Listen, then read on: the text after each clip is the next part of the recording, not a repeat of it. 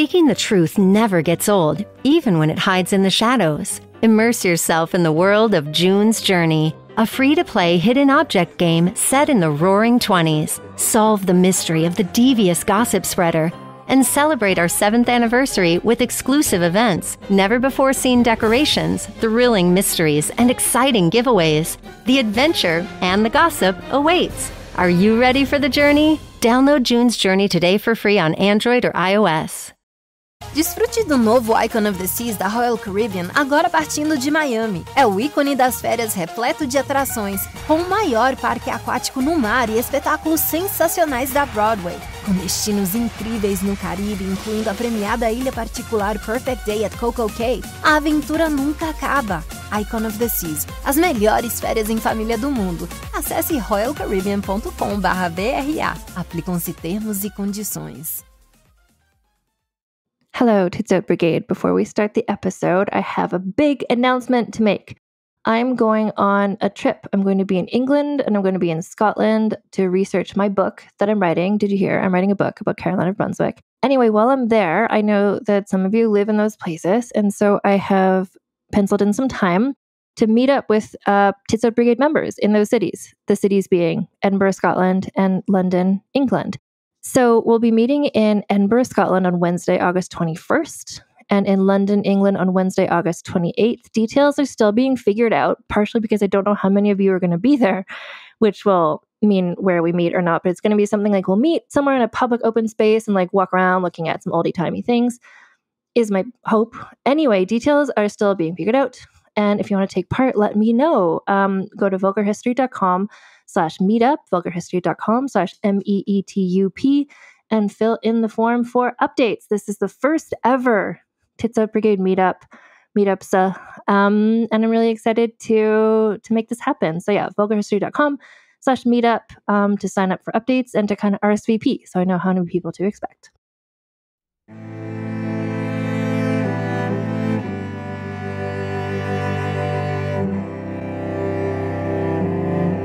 Hello and welcome to Vulgar History, a feminist women's history comedy podcast. My name is Anne Foster and we're in the midst of Season 7, How Do You Solve a Problem Like Marie Antoinette? And if you're new here and you're like, great, we're going to talk about like Versailles, we're going to talk about the French Revolution.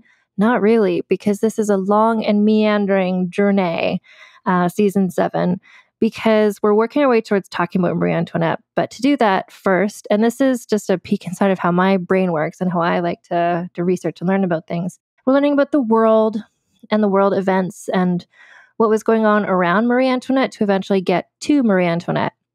That being said, at the end of all these episodes, I do connect each of the people I talk about with Marie Antoinette herself. Now, the person we're talking about today, Peggy Shippen, I'm going to say does have some Marie Antoinette vibes, just in the sense of being like a young woman who's just in the midst of a revolution that she never really asked to be a part of. She would like to be removed from this narrative. And this story also involves a lot of, it's American history. We've been talking about the American Revolution for several weeks now. And this one has got a lot of cameo appearances from, I think I'm going to say, all of the main characters from the musical Hamilton, aka the Founding Fathers of America. And also it takes place largely, especially this episode, there's going to be a part 2, but this episode takes place a lot in Philadelphia. And I know I've heard from many of you, there are listeners in Philadelphia, and Philadelphia is really the fifth girl in Sex and the City in this episode. The vibes of Philadelphia, this story couldn't have taken place anywhere else.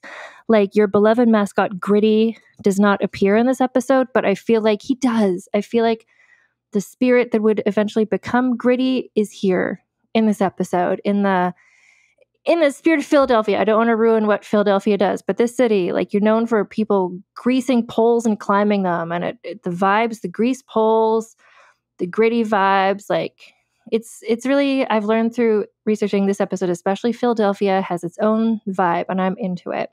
Anyway, without further ado, let's get into Peggy Shippen Part 1. So, Peggy Shippen.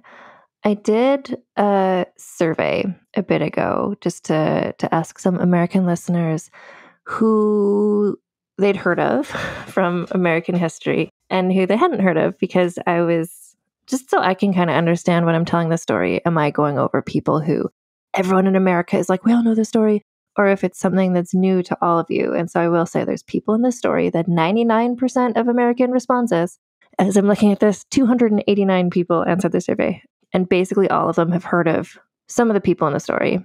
Most of them have heard of some of the other people in the story. But Peggy herself, 22% of people had heard of her. So this may be new information to many of you. Although, wait for the plot twist of who her husband becomes, because that's one of the more famous people. So she was born Margaret Shippen, but she's always known as Peggy, born July 11th, 1760 in Philadelphia. She was the fourth and youngest daughter of Edward Shippen IV and Margaret Frances. And so this was a prominent Philadelphia family. And so 1760, this is before the American Revolution. So this is where America is still, it's still like the British colonies, right? So people, her family, were like vibing with that. They were happy to be, British colonist descendants living in America. I'm just bringing up my little sheet here to see who else you might know was born at around the same time. So 1760 is about a decade earlier, Queen Charlotte, from Queen Charlotte, a Bridgerton story. She was born, so we're at around that same time period. Who else is Jean de la Motte from the necklace scam was born around the same time as well. Carolina Brunswick was born 8 years later. So kind of that's who's around, who you might have heard of, who's on the scene around now. And so so it's just this wealthy family in Philadelphia. I know there are lots of listeners in Philadelphia. Shout out to all of you. I'm going to give you numerous places in your city that you can go and visit. I don't know if these buildings are still around, but maybe they're. Anyway, so the Shippen family is a prominent Philadelphia family. So this included in there the Shippens. 2 Philadelphia mayors were Shippens. The founder of Shippensburg, Pennsylvania. Anyone listening from there might know about this. So her dad, Edward, was a judge and a member of the Provincial Council of Pennsylvania. And so because this was it's when she was born, it was not the American Revolution yet, but that like all the revolutions we're talking about or we've ever talked about on this podcast, it didn't just happen overnight. Like these sentiments had been building for a while. So even by then, the Shippen family was politically divided. So some of them were on like team independence and some of them were on team no, I love being part of a British colony. And her dad was on that second version. He was considered to have allegiance to the British crown. So that's kind of, and his influence on his family and his daughters would probably mean they were also. Peggy grew up as the baby of the family.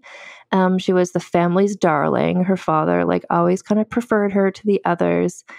And her vibe as a young person very much reminds me of Scarlett O'Hara from Gone with the Wind in good and bad ways, where she was just, I don't think there's anything wrong with treating a child well and letting them do things that they want to do. Sometimes that's appropriate to do.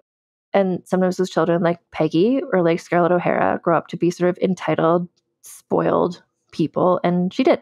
And no hate to entitled, spoiled people anywhere. So as a young woman, she enjoyed music, doing needlework and drawing. She participated in the study of politics, which, she wasn't completely oblivious to what was happening around politically. She looked up to her father and this is part of why she was the favorite. She is sort of from Sweet Valley High, a bit of a Jessica Wakefield vibe person. She's a bit of a mean girl, but she also was intellectually curious. From her dad, she learned about politics, finance, and just kind of what was going on, the forces that would be leading to the American Revolution. So she knew about that stuff as well. In 1774, when she was 14 years old, a military guy who almost all of you in America have heard of, George Washington, because the revolution had not yet happened. He was not yet the president. He was just kind of important military guy. He was invited for dinner at the Shippens. So he met 14-year-old Peggy, who was impressed by him. He seemed, I don't know, just sort of a charismatic sort of guy. And he fondly remembered their family, which becomes important later on. He was fond of the Shippens, including her. But then, as the musical Hamilton would tell us 1776, the American Revolution sort of kicked off. And this is there's people like George Washington is on one side being like, we want to have independence from Britain. And on the other side is like the redcoats, right? The British people who are like, no, we want this to still be like a British colony. Everything's all in chaos right now. Peggy's dad was suspected of being loyal to the British people. And this was sort of dangerous for him to be like that in Philadelphia. So he and the family, she's 16 at this point. So he moved the family from Philadelphia to a farm in Amwell, New Jersey. And so Peggy lived there with her older sisters, Mary, Sarah, and Betsy. They were just kind of like doing farm girl, cottagecore life. Probably not her favorite thing because, just so you know about Peggy, she loved expensive things. She loved going to parties. Like she preferred a more active social life than what she was getting living cottagecore farm girl life. So they returned to Philadelphia, but then the dad was accused of being a spy. And so they had to leave again. And they went to Schuylkill Falls. Is that a place still? Let me know. Anyway, the girls, again, were sad to lose out on their social lives in the big city because they were really, especially Peggy, they were really sort of like socialites on the scene whenever there was a ball or a party. Like the Shippen sisters, like in the musical Hamilton, again, which is most of what I know about the American Revolution, like the Schuyler sisters are there, like coming out, just having fun. Like the Shippen sisters, same vibe, just like work, etc. Anyway, they did eventually, so just like going back and forth and back and forth. Their life is a bit uncertain for a while. It's like, this is the thing too that's important to remember.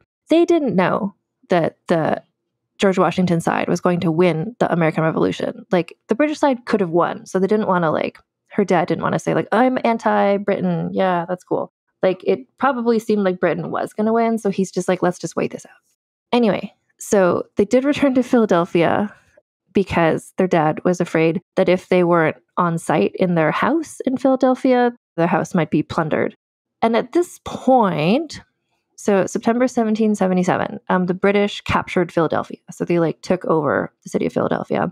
And the Shippens were back in Philadelphia and they held social gatherings at their home, partially because the dad was at least sympathetic to the British cause, but also just because they all, I don't know, the British took over and it's kind of like, okay, well, who's sort of the, rich people of this town? And let's have parties with them. British are here and maybe that'll be like that forever. A frequent guest to their gatherings at their home was a man who, let me just check for live results.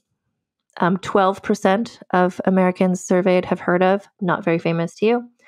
A man, but he's very famous to me after this story, and he's one of my favorite people in the story, John Andre.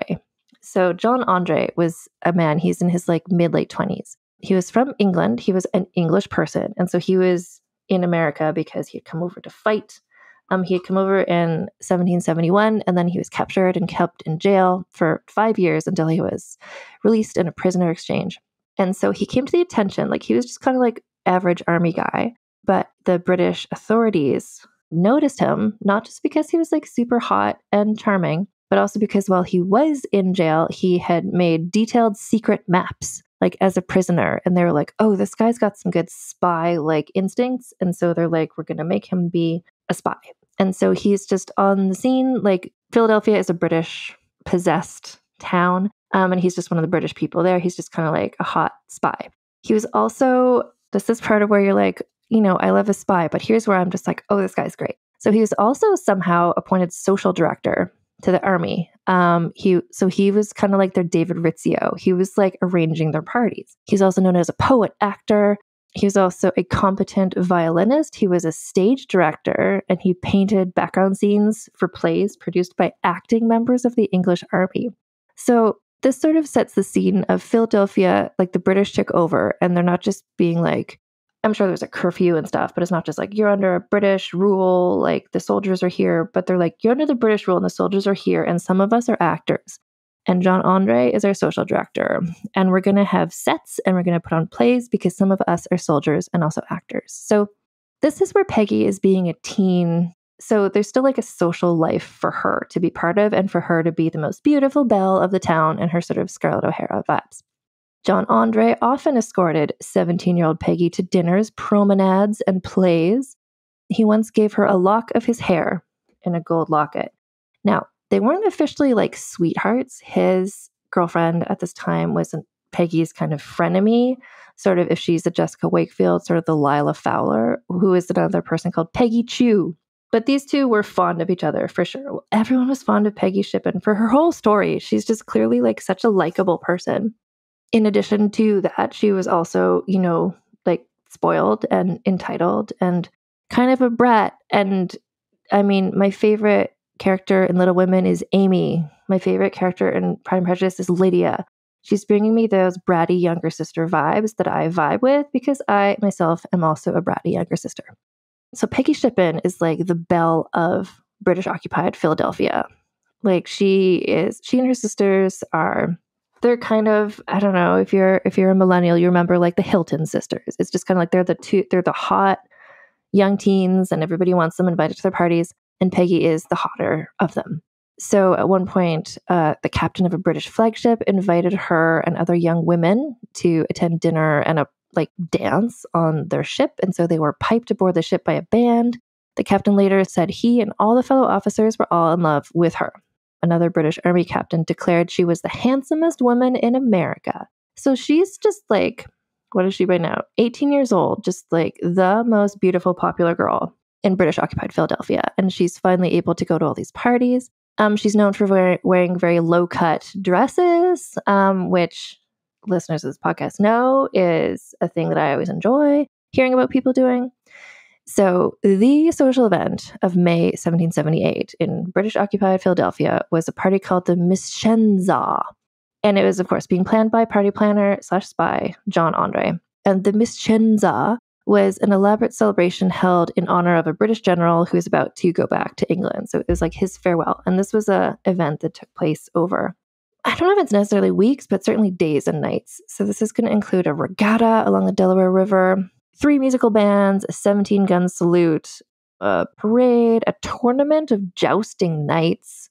Okay, British occupied Philadelphia. Ball and a banquet with fireworks display. It was like the social event of the season. And so the thing is, they were like, great, we're going to invite all the hottest people, which means the Shippen sisters, like especially Peggy. And Peggy Shippen was one of the youngest people invited, the youngest beauty invited. She's again like 18 years old at this point. Now, local Quakers who, depending on what order these episodes come out, you may know a lot or a little bit about Quakers, but they're just sort of like very plain dressed religious folk, quasi John Knox vibes.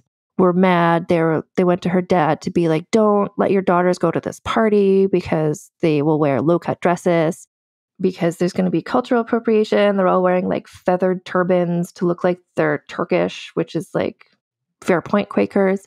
Anyway, they're just like, this is too scandalous. Don't let your daughters go. But the dad was like, of course my daughters are going to go. It's a social event of the season. And I love my little Peggy and she wants to go. So the Miscenza was like the event of the season. But other things that they had been doing, again, like British occupied Philadelphia sounds like, for her, like a pretty fun time. So there was like skating parties, sleigh rides, cricket matches, horse races. And she's just like the most beautiful, popular girl. And she's just like living her best life, really, just as a hot young teen. So this is, of course, during the American Revolution. This is the year 1778. So some critics were critical of people attending these British-held parties, because if they're on like Team George Washington, then they're just like, you shouldn't be partying with the British. You should be like, whatever, fighting them or something. Yeah, so there was some criticism of Peggy and her sisters doing this, but one Philadelphia resident defended the girls' right to party with the British soldiers, saying proper allowances must be made for those in the bloom of life and spirits after being so long deprived of gaieties and amusements. So I will say, the Quakers were mad at their outfits, and Team George Washington was mad about just like people, like Americans having fun with British people.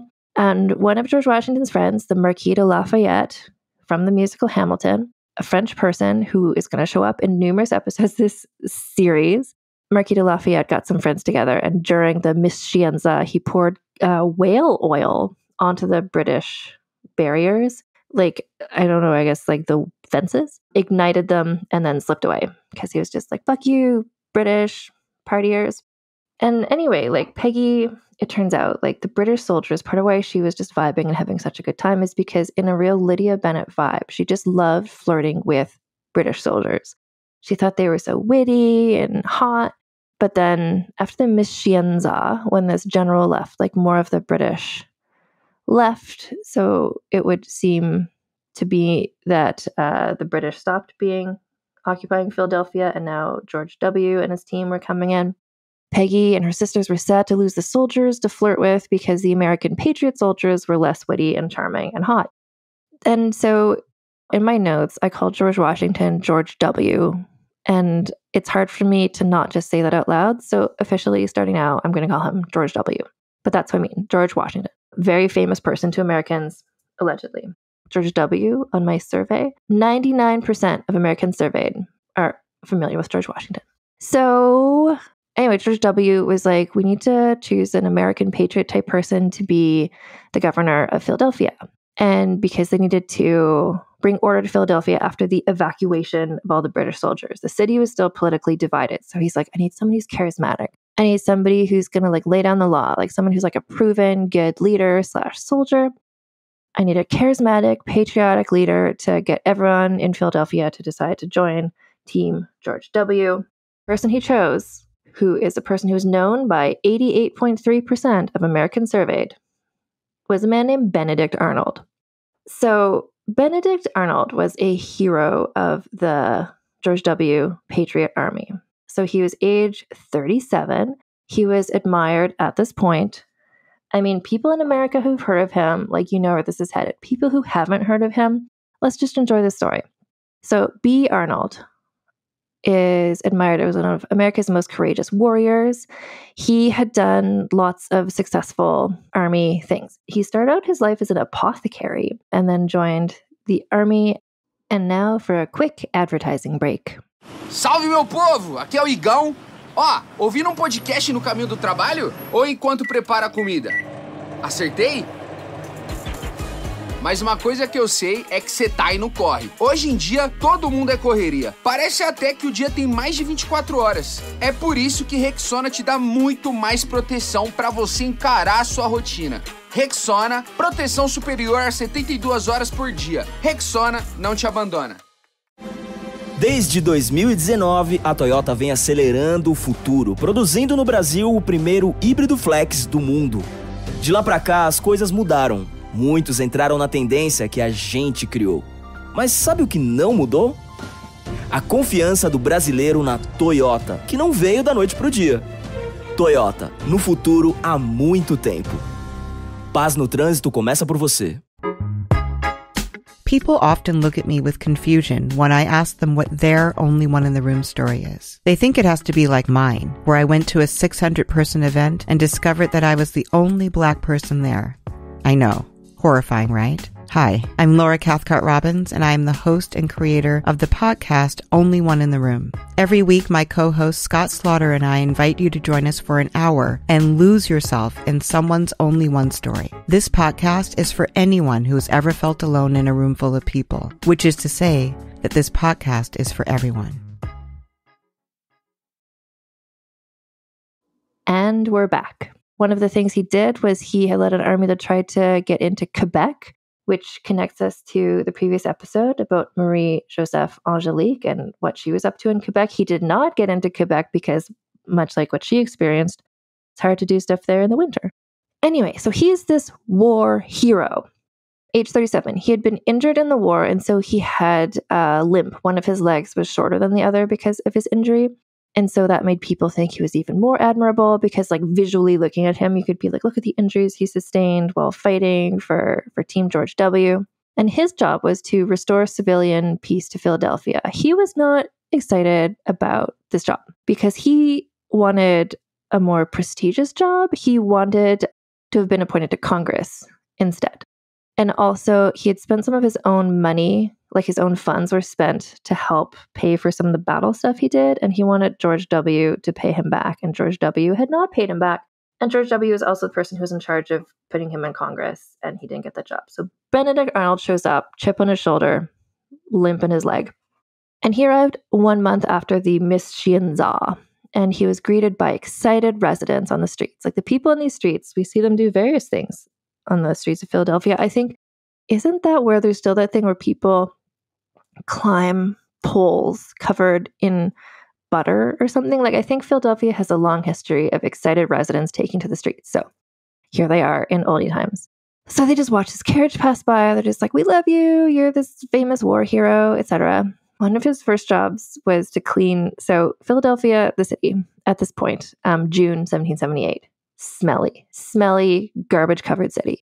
Literally, there was debris-covered streets because when the British had left town, they had just been like, screw you, and just they did things like they dumped human and horse carcasses and garbage on the streets. So it like literally smelled horrible. And one of Benedict Arnold's jobs was to like literally clean up the city. So where he moved into was the Master's Pen House on High Street. Is that a museum? You tell me, Philadelphians. He had 10 servants, and he lived a flashy lifestyle. He wanted to look like he was rich, but he also believed that the United States owed him a debt, and he vowed to collect this debt by making friends with Philadelphia's elite and wealthy citizens. Like he wanted them to sort of vouch for him and to help convince George W. to pay him back and maybe give him a better job. This included befriending the Shippen family.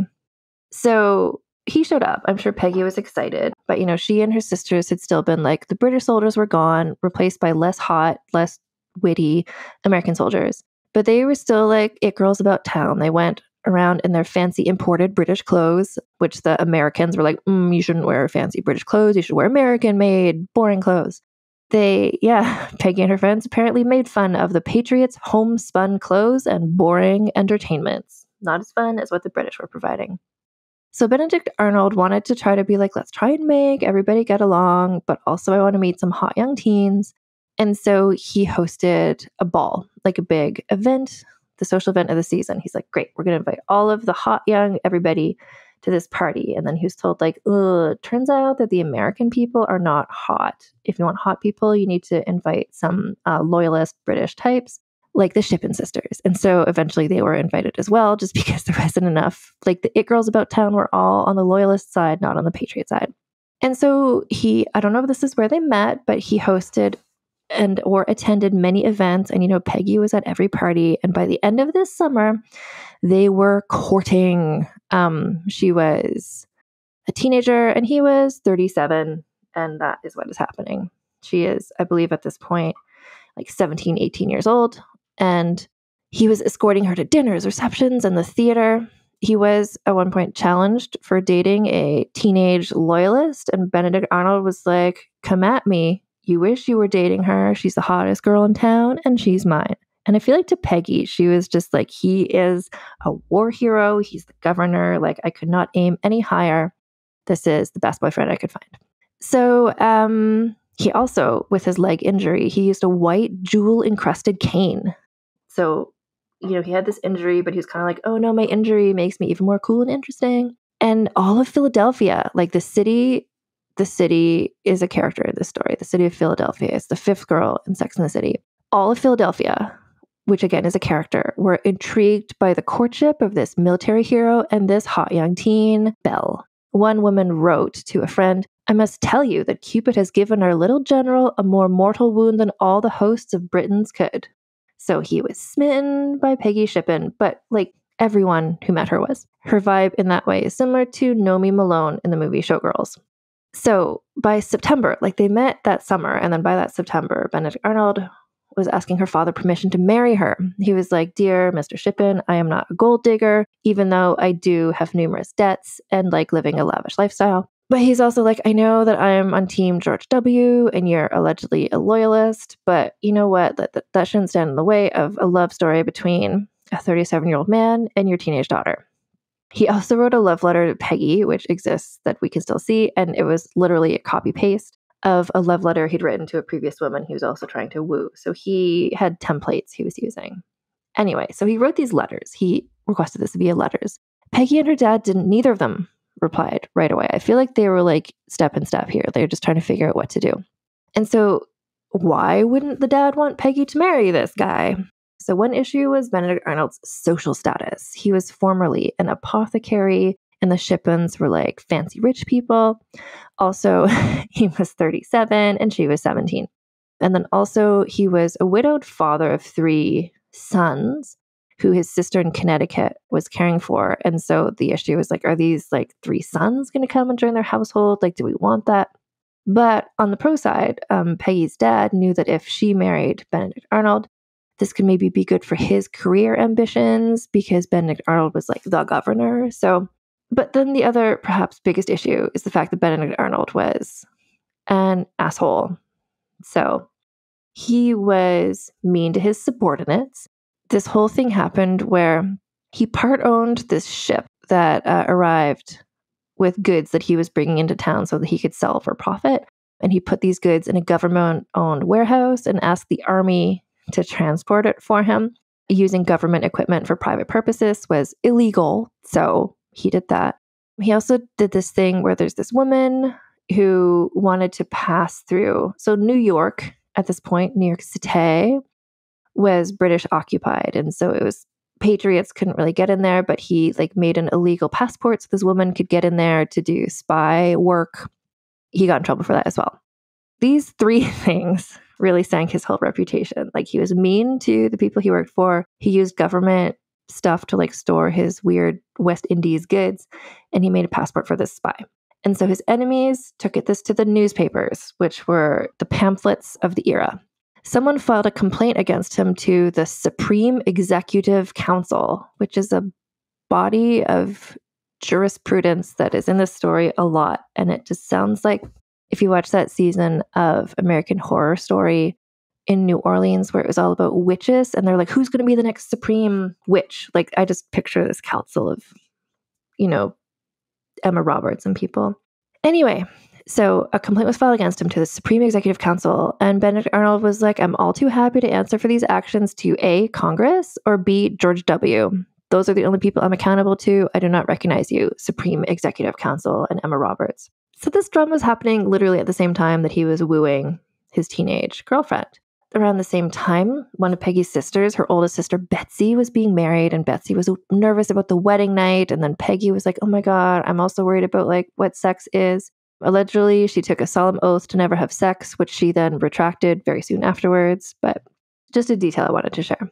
Eventually, Peggy convinced her father to agree that she could marry Benedict Arnold by doing some tactics that she was known to do, which includes weeping, taking to her bed, throwing a fit, refusing to eat or drink, and just being kind of a hysterical nightmare tantrum child.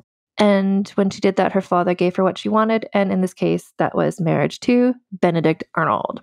So Benedict Arnold. So the Supreme Executive Council was still like full of haterade for him. He went to George W. for advice. Like, he wanted to go ask for advice from his bro, George W. But en route, I guess he's like in his carriage or on his horse. Then some other guy comes up on a horse to give him, I'm picturing like a scroll, but it's probably more like a sealed letter. But it was a proclamation from the Supreme Executive Council accusing him now also of military misconduct. And they had timed like charging him with this to coincide with when he was leaving. Like, he was leaving Philadelphia to go find George W. So then they gave him this paper at the same time to make it look like he had defected to the British. The Supreme Executive Council just really hated this guy. And I've got to say, I don't blame them. He sucked. But anyway, the charges he was filed for were basically those 3 things I said before. There's 8 charges total, but it's like storing your stuff in the warehouse, giving that woman the passport, and being mean to your subordinates, effectively. But Peggy and the Shippens were on Benedict Arnold's team. They thought that this was an example of the Supreme Executive Council. Like, their power had run amok. Like, why are they hating this guy? George W. was also on Benedict Arnold's side. He suggested Benedict Arnold should ask for a congressional hearing. But Benedict Arnold was like, no, I prefer a court-martial so I can be judged by my peers. The newspapers were full of this scandal, the scandal of its era, just what's going to happen with B. Arnold. Eventually, all but 2 of the charges were dropped against him. Benedict Arnold was so mad about all this, he resigned as commandant of, or governor, or whatever his job was. Anyway, he resigned from his Philadelphia job and he purchased Mount Pleasant, a manor home just outside of Philadelphia, not to live in. He wanted to rent it out as an income property because just bear in mind, this man has so many debts constantly. And so then George W. announced a court-martial to examine the original charges. And that's what Benedict Arnold had wanted. He wanted to be judged by his peers. And 5 days after the court-martial was announced, Peggy Shippen and Benedict Arnold got married in the Shippen dining room. For their quote-unquote honeymoon, they went to various family homes around New Jersey and Pennsylvania. But Benedict Arnold, from literal day one, the relationship was really affected by the haters and losers, as he probably would have called them, were against him. He was obsessed with the damage done to his public reputation. Just wait, Benedict Arnold. So then there was a whole thing. It's back and forth. Where would the court-martial be held? He wanted it in one place. George W. wanted it in another place. But meanwhile, Benedict Arnold was enjoying being married to 18-year-old Peggy Shippen. He wrote that she brought him scenes of sensual gratification. Okay, Benedict. She referred to him as the best of husbands. And eventually, Benedict Arnold was like, everyone thinks I'm a traitor to the British. And the Patriots are being mean to me. And so why don't I just become a traitor to the Patriots? Why don't I just become a British spy? Okay, I'm going to do that. He decided to do that. It was like in that one episode of, if you've watched The Traitors New Zealand, where there's this one woman and everyone thought she was a traitor the whole time. And then eventually the traitors were like, let's recruit her to be a traitor because everyone already thinks she's a traitor. And then she's voted off. And she's like, I'm a traitor. And everyone's like, I knew it. But it's no, she only was for one day. It's just like that, except in American Revolution. So 1 month after they got married, they got married on April 8th, I think, May 1st, Benedict Arnold invited this guy over to be like, guess what? I'm a traitor now. And he's like, I offer my services, Benedict Arnold, myself, to be a double agent / spy. And I would like for my spy name to be Gustavus Monk, or just Monk for short. And we haven't had a lot of this in this podcast, but we've had some of this. People becoming spies and choosing preposterous names. So this goes in that list of people. The other guy was like, fantastic. Welcome to Team Traitors. Just like on the TV show Traitors. Did they put on cloaks? Maybe. And re-entering this story, John Andre, the party planner / spy. So they're like, okay, great. We're going to work with John Andre, who is this spy, and also just hot guy, violin player, draws maps while in jail. And so there's sort of this sequence of people where Gustavus Monk, aka Benedict Arnold, would sort of have handlers, and then he would pass along information through to John Andre. So this guy, the in-between guy, I didn't put in everybody's names because there's a lot of names. And this guy, this is all that he does. But the guy who connects Benedict Arnold to John Andre went. He's like, John Andre, guess what? There's this guy, I won't say his name. He's a general who we're going to call Gustavus Monk, wants to spill some Patriot secrets. And also, FYI, his wife, Peggy Shippen, sends her regards. So not a good job, guy. Now John Andre knows who the spy is. John Andre, though, was like, oh, amazing. Peggy Shippen, that hot young teen. I remember her. We were pals. She has a lock of my hair in a locket. So here's what we're going to do. We're going to get Peggy to write letters that are just to me, to John Andre, being like, hey, John Andre, let's talk about fabric. And remember when you organized the Marchinenza? Good times. But then there'll be invisible ink in between the lines of the letters. We're going to use Peggy's correspondence to hide codes in. So, John Andre, I am a fan of John Andre's whole vibe, but I'm going to say no one in this story is good at being a spy. Not just my opinion, just objectively. So John Andre wrote out instructions for Benedict Arnold being like, here's how to be a spy. And at one point he accidentally wrote Arnold, and then he crossed out the word Arnold and wrote Monk. So okay, John Andre, hot party planner, draws a good map, but are you a good spy? Don't know. Meanwhile, so the whole court-martial scenario is still going out. Benedict Arnold is so stressed out about that, and probably also about the fact that he just became a traitor, that he suffered an attack of gout on his already injured leg. So he was more disabled than usual in terms of not being able to walk. Peggy Shippen, now a married woman of 18, was, she spent her days hanging out with her gal pals. And to her credit, she always had she's a girl's girl. She always, like, wherever she goes in this whole story, which is very far from being over, she always had female friends around her. And to me, that often speaks well of a person. So she's hanging out with her gal pals, and they're just like, remember when the British occupied Philadelphia and we could just go tits out, go to parties, flirt with the soldiers? Those were good times we had, right? Because the rest of her life, she had to go back home and hear her husband, Benedict Arnold, rant and rave and or brood in the library about his court-martial and being a spy. But also, so they were living in, although he'd bought the Master's Pen mansion to rent out, they were now living in it. But she was not the mistress of the house. She was sharing that job with Benedict Arnold's sister, Hannah Arnold, who is described in the main book I read. As a reminder, Defiant Brides, The Untold Story of Two Revolutionary Era Women and the Radical Men They Married by Nancy Rubin Stewart. Nancy Rubin Stewart describes Hannah as being plain dressed versus she had come to town with his 3 older sons. Like, she had been watching them in Connecticut, but then she came here because now he's married and stuff. She had resentments towards the stylish, luxury-loving teenage Peggy Shippen, who was just like hot. She was 18 and married, but still like the hot it girl around town. So Hannah and Peggy, not the best of friends, not a lot in common at this point. So Peggy Shippen, there's a whole question about like how much did she know about what Benedict Arnold was up to? There's a whole theory that like was she the one who like convinced him to become a traitor because like she had been friends with John Andre before. So like did John Andre get him to switch sides? Which I feel like from what I've read, he did that himself. And she just was kind of like, I just married you 1 week ago and what is happening? But she did seem to know what he was up to. In one of Gustavus Monk's letters to John Andre, he said, Peggy sends you her particular compliments, which apparently is like spy language for like, she knows what's going on. She's cool with the spy business. But also in terms of the spy business, being a traitor, etc. Like the American Revolution, still, this is 1779. So it's not like solidified that Team George W. is going to win.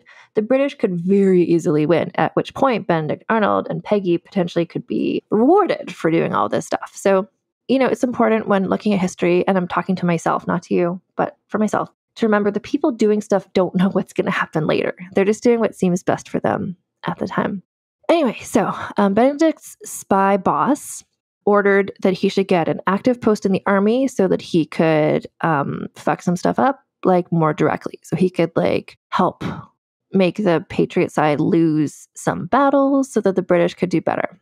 But Benedict Arnold is like, but I can't get a job in the army because I'm actively under court-martial right now for being a nightmare person. And they still hadn't set a date for the court-martial. So he was like, George W., can we like get this court-martial over with? Because I really want to take on an active army job. No reason. I just like army jobs. By now, Peggy Shippen was a pregnant teen spy bride. Philadelphia was not doing well. Food supplies were dwindling. Prices were going up. Relatable content. And a lot of people were mad at Benedict Arnold, even though he wasn't like in charge of Philadelphia anymore. I think people just generally hated him. Understandably, he just was an annoying person. Anyway, a lot of people were mad at him. He was attacked. He demanded troops from Congress to like protect him and the city, but he was denied. So things were sort of at a crisis. Peggy pregnant. And so she hadn't been actively engaging in the whole like invisible ink spycraft stuff. But at this point, she's like, okay, something needs to change. So she answered a letter. Like John Andre had sent her a letter being like, hey, let's talk about fabric, but secretly spy stuff. And so she answered this letter. And I don't think there was spy stuff in the actual letter she sent. I don't think there's invisible ink or codes or ciphers, but just the fact she responded to his letter was her way of saying like, I'm in vis-a-vis, let's be spies. So December 23rd, 1779, a bizarre date for his court-martial because like, not because it's close to Christmas, but just because it's the middle of the winter and it's like colonial America. And just like, guess what? A blizzard happened. They had to adjourn because there was a blizzard. One of the witnesses at the court-martial was Alexander Hamilton. Eventually, at the end of the court-martial, they were able to reconvene after the blizzard, and Benedict Arnold was acquitted of all charges except for one. And I think the one was the giving the passport to the person. He was mad about this. And 1 month later, Peggy gave birth to their first child, a son named Edward Shippen Arnold, who they call Neddy. So Because Benedict Arnold was bad with money, they had to move out of the Master's Pen mansion, rent it, and live in one of Peggy's father's rental properties. This is, again, I need to emphasize, like, they've been married for not even a whole year yet, and it's never not been a crisis. So Benedict Arnold, he became obsessed with how he could get money. And he's like, well, if I just like escalate my like spy shit, maybe I can get paid more money. And the people who he worked for were like, we're not going to pay you more spy money until you get like an active military position. And he was like, okay, I'm going to get a military position at West Point, which was like a very decisive, important outpost for the Patriots. He's like, I want to be in charge of West Point. And so to try to get this job, you know, he asked for it, but he was unpleasant and people didn't like him. So that didn't work. So then Peggy, his glamorous 18-year-old child bride, she was deployed to go in her low-cut gowns to go and try to seduce the chancellor of the state of New York. Not to fuck him, but just to be like flirty and be like, hey, my husband Benedict Arnold should really have this job. Don't you think you should give him this job? And so she tried to do that, you know, to support her mans. And then George W. gave Benedict Arnold a different job. Benedict Arnold was like, no, thanks. West Point or nothing is what I want. And George W. is like, why? Like, the job I just offered you is, I think, better. But Benedict Arnold is like, well, I have this injured leg, and West Point seems like a good job where I can just like sit around sometimes. So like, that's the job I want. And George W. is like, I'll get back to you. Anyway, at a party, someone congratulated Peggy, like, oh, I heard Benedict got this new job that's not West Point. And she was so freaked out by this information that she went into a fit, which is kind of, there's various points in the story where she is seen to go into what is described as a hysterical fit. I think and maybe this ties back to the whole thing about when I talked before, like in her childhood, like she would throw tantrums and stuff to get what she wanted. I think she is a person who verbally processes. I think that she is high strung. I think that the fact that she's like 18 years old, just had a baby, her husband is a traitor. It's weighing on her heavily. And she just like, when she is stressed out, I think she just cries and has an emotional outburst. And that is what just happened here. So anyway, finally, good news. Benedict Arnold got the West Point job. Peggy and their son Nettie were going to go there and hang out with him there. And his plan was to go to West Point and like weaken it, like to make there be less soldiers there and to, I guess, draw maps and like tell the British how to get in and stuff like that. So August 1780. So he had this job to sort of like weaken the army, but also at the same time, the Patriot Army was like pretty weak itself, frankly. So there was a crisis. There was a lack of enough soldiers. The supplies were almost all gone. Morale was very low. So it's like, he just had to sort of like nudge things a little bit. Like things were already not great for them. By now the British had captured Charleston because France had always been sort of like helping out the American side because of Marquis de Lafayette. And maybe we'll talk about that in another episode. But France had sent reinforcements to help the Americans, but it wasn't enough. And this was partially because French were like, you, America, the United States, quote unquote, you're bankrupt. You won't pay us for our work, and therefore we're not going to help you anymore. So George W. went to Connecticut to talk to the French to try and like charm offensive, get them to help out some more. In around this time, like Benedict Arnold was like, oh, George W., like you're going to Connecticut, like, do you want me to help? I can come to these talks as well. And George W. was like, wow, Benedict Arnold is being like really nice and positive right now. Like before I used to think he was maybe a spy and a traitor, but now he seems like really on board. Team George W. That's great, he thought to himself. So he's living at West Point. Peggy and baby Nettie are now there as well with him. And they're staying in this house near West Point, kind of in the wilderness. And when Benedict Arnold got the job, the person who had the job before was like, are you sure you don't want to live in this house close to things? And he's like, no, I prefer being in the random wilderness, better for doing spy shit so people can't see what I'm up to. I mean, I just like trees. So I'm guessing Peggy, this is a real trajectory from her. Like she was this hot, young girl on the scene.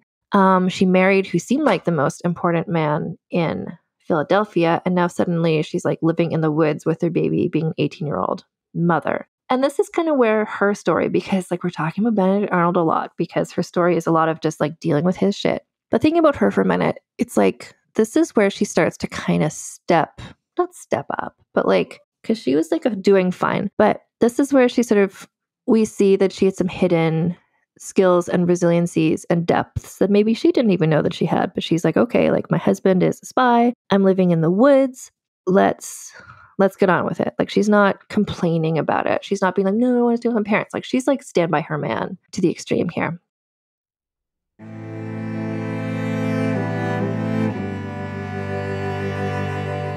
So to be continued, we will talk more about Peggy Shippen next week with some more crossovers with more characters, both from the musical Hamilton and from the Vulgar History podcast.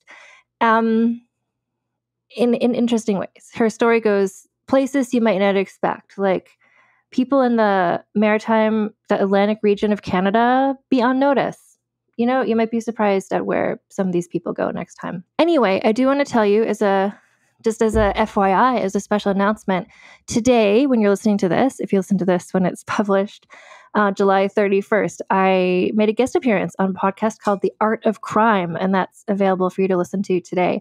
And I really encourage you to listen to it because it's a story that I had wanted to tell on this podcast for a while, but it never really fit into any of the themes. And so The Art of Crime is a history podcast about the unlikely collisions between true crime and the arts. So already it's like, oh, intriguing. And so the host, Gavin Whitehead, approached me just because he's been doing episodes about the Revolutionary era, and I am as well. And it just seemed like maybe we could do something together. And I was like, what about if I come on your podcast and tell the story of Princess Caribou, which if you haven't heard of her, then, listen to the episode of The Art of Crime that just came out today where I share the story of Princess Caribou, although caribou is the name of an animal who is indigenous to North America, specifically to Canada, she is not to do with that. So anyway, it's a story of a classic grifter, and she's also from the same time period as this whole season, the 18th century, pretty exactly. Anyway, the Art of Crime podcast, you should listen to that. I am the guest on that today. And also, as I mentioned at the beginning of the show, in the little pre-show announcement, I am going to be going on a little journée myself. I'm going to be doing some research in London, England, and in Edinburgh, Scotland. And I have made time while I'm in both cities to see if anyone from the Tits Up Brigade in those areas, your regional representatives, would like to meet up and just like hang out. And so if you're interested in that, if you are going to be in Edinburgh, Scotland on Wednesday, August 21st, and or London, England on Wednesday, August 28th, then let me know. And I'm figuring some plans out that we can have some sort of little meetup, walking around somewhere together. So go to vulgarhistory.com/meetup, vulgarhistory.com/meetup, and fill in the form to get updates about where and when that's going to be happening. And other things to tell you. I have a Substack, which is like a newsletter, which is complimentary to this podcast. So it's just another project I'm doing, like I'm writing a book, I'm doing a podcast, I have a newsletter as well. Like the thing they have in common is me and scandalous women from history, but it's not telling the same story in all the different places. So if you're interested, if you're a Substack girly, go to vulgarhistory.substack.com and see what I've been writing there. Also, I really strongly encourage you all to join the Patreon. So the thing with the Patreon is you can absolutely join the Patreon for free. And I've been posting more stuff there. I just kind of like in this ecosystem of social media stuff and like algorithms and things. It's like, if you want to know what I'm up to and what I'm talking about, and you want to actually see what I'm doing and not just kind of when Instagram decides to share that with you, I'm posting a lot of free stuff now on Patreon. So you can join there and just get my updates and stuff, like discussion of the latest episodes and stuff, all free. If you go to patreon.com/AnnFosterWriter. Also, bear in mind that as I go on my journée around England and Scotland, I will be posting the updates about that on Patreon for free. Anyway, so if you go to patreon.com/AnnFosterWriter, join for free to get my updates. And then if you want to bump it up a level, go to the next level, trademark ESPA. For $1 a month, you get early ad-free access of all episodes of Vulgar History, including older episodes. You can listen to them with a little advertising break in the middle. If you pledge $5 or more a month, you get access to the bonus episodes. So this is Vulgar Piece Theater, where I talk about costume dramas with Alison Epstein and Lanoa Johnson, as well as episodes of So This Asshole, where I talk about shitty men from history, the after show where sometimes I invite my guests on to chat for a little bit more. Anyway, patreon.com/AnnFosterWriter. That's where the little community is existing. But bear in mind also, I am on Instagram, and you can find my stuff there. I mostly post in the stories. It's a Vulgar History Pod on Instagram, where also my DMs are open. So if you have thoughts or I know that there's a lot of people listening who really know the musical Hamilton really well. So, did I misrepresent anything? Like, you can let me know. Like, if that's important to you, let me know. Are you from Philadelphia? Do you feel the spirit of gritty in all of this? Like, let me know.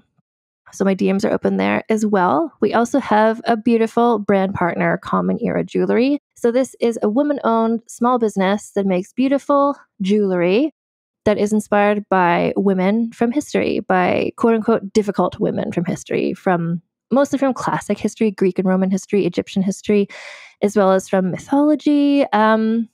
They're lovely. Their pieces are made in New York City. Everybody involved in the company has healthcare and good wages. Like, it's a company I'm so happy to support. They have lots of pieces. There's nobody on there from American history because the people on the jewelry all predate that.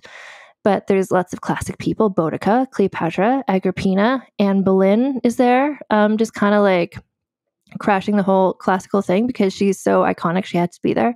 But also people from mythology, Medusa, Aphrodite, poet Sappho, like lots of stuff. Anyway, the pieces are available in solid gold as well as in more affordable gold vermeil. And Vulgar History listeners can always get 15% off anything you order from them by going to commonera.com/vulgar or using code vulgar at checkout. If you want to support this show and also just confuse people by wearing clothing that says things on it that other people may not understand, or maybe that people will understand, and that's how you can meet other members of the Tits Out Brigade. Merch is available in 2 different places. And so we have, for season 7, we have The Friend Has Need of These Things, the iconic quote from the Public Universal Friend on various things. And then also Karen Moynihan, our guest from the Peg Plunkett episodes, designed the beautiful Peg Plunkett's pub design, which is available at vulgarhistory.com/store. That works well if you're in America and if you live literally anywhere other than America, or if you're in America and you like to do things a little different, you can also go to vulgarhistory.redbubble.com. All of the merch is there. It's amazing. And one of my goals, one of my dreams, one of my hopes is that one day I'll see somebody wearing one of these shirts in public. But also, it's not just shirts. There's also pins, there's magnets, there's stickers. You can get these designs. Just kind of, you go there, you click on the design, you just kind of choose which thing you want to have it on. Mugs, cushions, various things. And I mentioned you can get in touch with me on Instagram. You can also get in touch with me going to my website, vulgarhistory.com, where there's a little contact me button. And I guess that's everything. Next week, Peggy Shippen. The spirit of gritty just continues to make Philadelphia such a place. And also, Peggy and her husband Benedict go to various other cities that might surprise you. Anyway, until next week, keep your pants on and your tits out. Vulgar History is researched, written, and hosted by Ann Foster. That's me. The editor is Christina Lumagi. Theme music is by the Severn Duo. The Vulgar History Show image is by Deborah Wong. Transcripts are written by Aveline Malik. Find transcripts of recent episodes at vulgarhistory.com. Talmor, Shishin Marachi. Talmor is my home. My family have worked the land for generations. My gran says the island does not belong to us, but we belong to the island. And we must be ready, for a great evil is coming, and death follows with it.